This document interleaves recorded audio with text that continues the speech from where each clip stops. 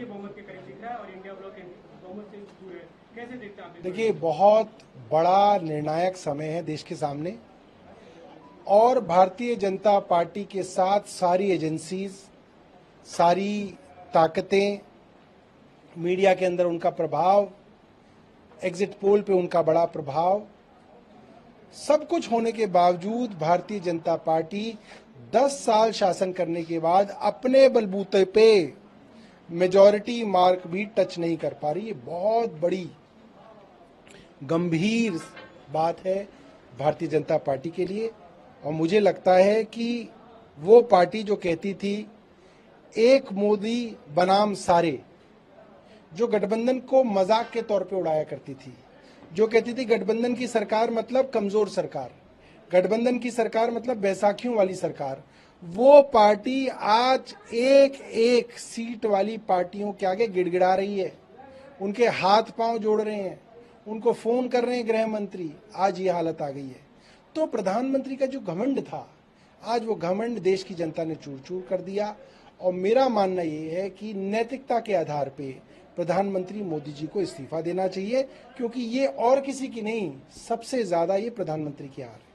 अभी जो India block को उम्मीदें हैं दो पार्टियों से, दो नेताओं से, टीडीपी चंद्रबाबू नायडू और जेडीयू के नीतीश कुमार से, आपने भी एक ट्वीट किया दोनों की एक तरह से जो बहुत दिलचस्प बात इन दोनों के विषय में ये है कि 2019 में चंद्रबाबू नायडू लगभग सब विपक्षी नेताओं के राज्यों में गए, उनसे मिले और उन्होंने सबको कहा कि हमको मोदी के खिलाफ एक फ्रंट बनाना चाहिए। ये बात सबको मालूम है, पब्लिक डोमेन में है। 2023-24 में यही काम नीतीश कुमार जी ने किया। एक एक अपोजिशन पार्टी के लीडर से वो मिले कि मोदी के खिलाफ हम लोगों को एक विपक्षी गठबंधन बनाना चाहिए। यानी कि ये दोनों ही व्यक्ति एक समय में नरेंद्र मोदी और भारतीय जनता पार्टी से इतने नाराज थे कि खुद वो एक एक विपक्षी दल को उसके साथ जोड़ रहे थे। तो आज जो है बॉल जो है उनके पाले में है। मुझे लगता है कि ये जो है आप कह सकते हैं कि सृष्टि का बहुत बड़ा जो है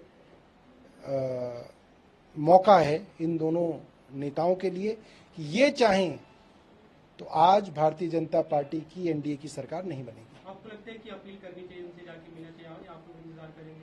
तो मेरे को लगता है वो दोनों लोग बहुत सीजन्ड लीडर हैं, वो सब समझते हैं और वो इसके ऊपर विचार जरूर कर रहे होंगे। ये जो सवाल सबसे बड़ा है कि अगर उनका समर्थन आ भी जाता है तो इंडिया ब्लॉक का चेहरा कौन होगा, प्रधानमंत्री कौन होगा? देखिए, इंडिया गठबंधन की जो सबसे बड़ी कमजोरी मानी जा रही थी कि इनके पास प्रधानमंत्री चेहरा नहीं है, वो आज इंडिया गठबंधन की सबसे बड़ी मजबूती है कि हमारे पास कोई प्रधानमंत्री का चेहरा तय नहीं है।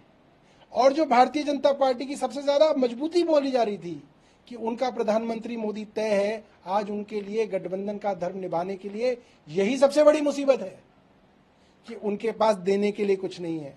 उनके यहाँ गृह मंत्री भी तय है, वित्त मंत्री भी तय है, रक्षा मंत्री भी तय है, प्रधानमंत्री भी तय है, तो वो क्या देंगे किसी को?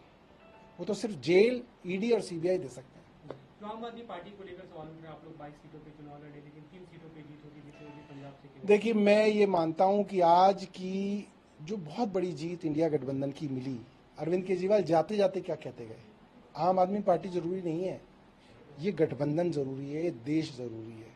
आज हम उसी चीज पे चल रहे हैं। सीटें कम आई कोई बात नहीं, इंडिया गठबंधन की सीटें बढ़ गई और भारतीय जनता पार्टी को बहुमत नहीं मिला। हमें इससे जो बड़ी खुशी मिली है वो अगर हमारी 22 में से 22 सीटें भी आ जाती और प्रधानमंत्री मोदी को 400 सीटें मिल जाती तो आज हम दुखी होते, हम मातम मना रहे होते इस ऑफिस के अंदर।